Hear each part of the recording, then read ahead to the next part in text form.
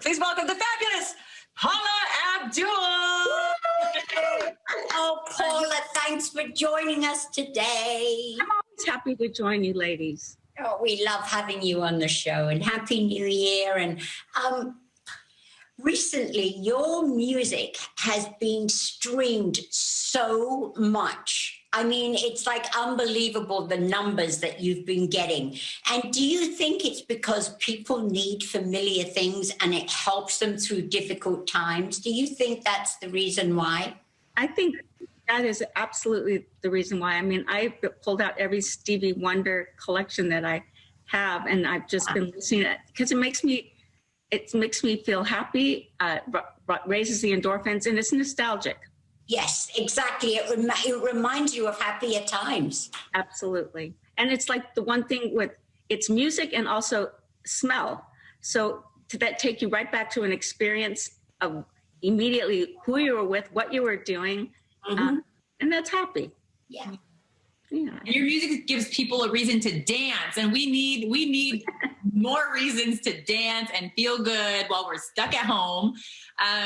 So Paula, this year marks the 30th anniversary of your #1 song, Rush Rush, and your unforgettable music video with Keanu Reeves. You shared some behind the scenes footage where it looks like neither one of you could keep it together. What do you remember about making that video? Tell us everything. It was, it was right at the, Keanu Reeves was breaking big. Like, he had done Bill and Ted's Excellent Adventures, and he was doing Dangerous Liaisons. And it was such a coup to be able to get him to be the star of the video. And because we were shooting really late hours at the Griffith Park Observatory, we just started getting giddy, and we were just laughing. And once I start laughing, it's a little alarming because I sound like a hyena, but I can't stop. And that's like, I'm trying to, but I can't. It's like, It's awful. It's awful. It scares people. But I actually heard that you stopped by Keanu's trailer at a little bit of an inopportune, or maybe a very opportune moment, depending on how you look at it. Tell us that story. Well, it was before we started filming, and I hadn't met him yet. And I thought I'd go over to his trailer and just welcome him and introduce myself. And I heard music playing, and I went, and his door to his trailer was slightly ajar. And I knocked on it, nothing. I slowly pushed it open, and he had headphones on, and he was full on air guitaring in underwear. So I just said, okay, I'll meet him on set. I am so jealous. That story is iconic. That is amazing. He didn't have a crush on Keanu Reeves at that time. I still have a crush on Keanu. Oh, yeah. Me too. Sorry, I can't help it. Okay, so Paula, we all know dance is your first love, obviously. And lately there's been such a celebration of joy on TikTok. All these dancers, and dance is the thing. So do you follow anybody on TikTok? Do you have any favorites? Oh my gosh, there are so many. I mean, I will always love, and you know this, Carrie, like Twitch and Allison. Oh, the Boss family. Yeah, they're amazing. And the D'Amelio sisters and Addison Rae and all. I mean, it's interesting to see how creative entire families are getting with TikTok. And what I love about it is celebrating dancing. It's getting people who normally wouldn't dance up. Even if it's arm movement, it's like they feel that they're participating. I know, it's so great. So Carrie Ann and I were just saying we got to do a TikTok together. So we're next. But Paula, so your love for dance was inspired by the legendary Gene Kelly.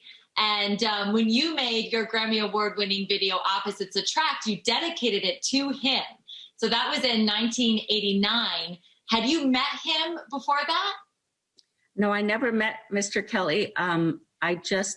Actually, Gene Kelly was like my total inspiration to get into the business. And I was a little girl. I was 4 years old, and I saw Singing in the Rain, and a spark ignited, and it changed my life. And I became so drawn to MGM musicals, and I would follow every single film, every TV appearance that he'd do. And I just wanted to pay gratitude and pay back to him pay it forward, just how much I loved him and what he did for my career and how I modeled my whole movement after him. And I wanted to give him a gift of gratitude. And I know that Virgin Records was not going to release, I already had 6 singles out and they weren't going to release a 7th single because they were afraid to be oversaturated at radio.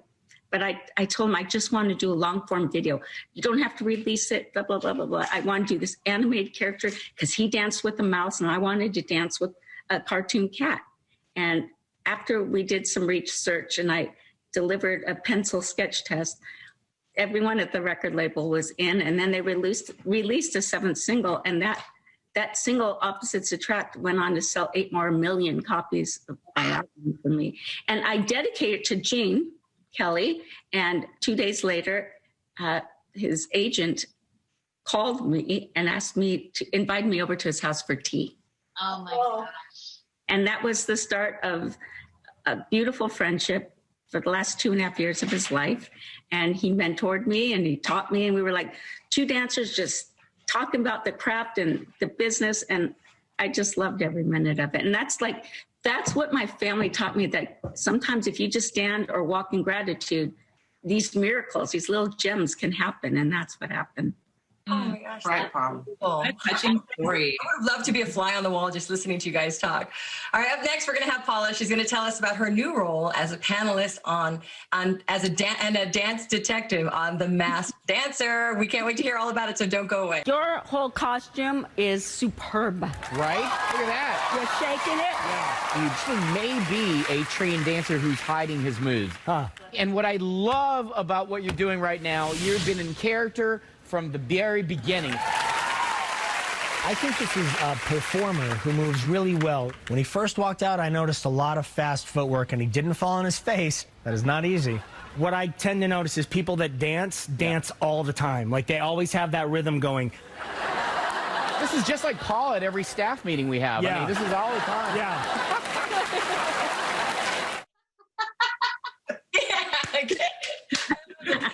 That was a clip from The Masked Dancer, and we are back with our friend, the wonderful Paula Abdul. Oh, thank you. Paula, congratulations on the show. And you and Ken Jeong seem to spend more time dancing than the contestants. So has it been as much fun to make as it is to watch? You know, I wasn't certain about saying yes to this show because I've been on the panel many times, but it seemed to fit, and it was about celebrating. I don't have the tedious work that Carrie, that you have, you know, judging Dancing with the Stars. I don't have to pick apart what's right, what's wrong. It's just celebrating any non-dancer or dancer for just taking that stage and having reckless abandon. And that's what's so fun about it. I got a call to do it, and when they said it's a spinoff from The Masked Singer, I'm going, wow, sure, I'll do it. Yeah. Wait a minute, this is going to be hard because it's not, you don't have a voice that you can identify, and you can't identify a dance move and say, oh, I know this celebrity originated that. It's not like that. So you have to really pay attention to all the clues. And the clues are crazy because they come in the costume, the music, the stage setting. It's crazy. It's crazy. And working with the panel is incredible. It's just very joyous. So, Paula, you must have some serious detective work, though, because on The Masked Singer, you found out who was in the popcorn costume in seconds. So how'd you do that? It was funny because it was just when I was talking to the executives at Fox, because I was going to be now doing The Masked Dancer. So we get on a staff call, and the producers, I said, they said, did you watch the first week of Masked Singer? And I go, yeah. I go, I already know who some of them are for sure. They go, well, we cannot confirm or deny. I said, it's okay, I already know who some of them are. And they go, who? Not that we're going to confirm or deny. And I said, well, I know just from when Popcorn, which I love the costume, walked out, something clicked to me. And then I heard one note come out of her mouth, and I went, it's Taylor Dane. And there's dead silence on the phone. Yeah. And I said, and the son is Leanne Rimes. dead silence. And they thought they hung up. They thought I had hung up, but I heard them say, damn, she has a good ear. Yeah. Good. All right. So, Paula, when it comes to the contestants, is there a special way to your heart? Be honest. Do you have a favorite? Oh, I had several favorites. And sometimes it's not even about them being a trained dancer at all. It's just about their personality coming alive, feeling safe behind a mask and a costume, and just seeing how free they were when they took the stage.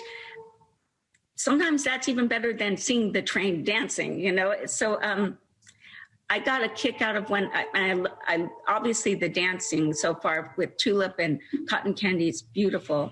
But when I first saw the sloth, I thought, this guy's hysterical, whoever it is. He understands comedic timing, and I can tell that he can dance, even though he did aerobics. So, okay, in this week's episode, Cotton Candy had an accident during rehearsals. Can you tell us what happened, Paula? Oh, my goodness. Yes, she was hoisted in the air. Ow. She was about 15, 20 feet above the stage, and she was in a hoop. And she didn't, she has very incredible core balance, and she didn't need to use a harness.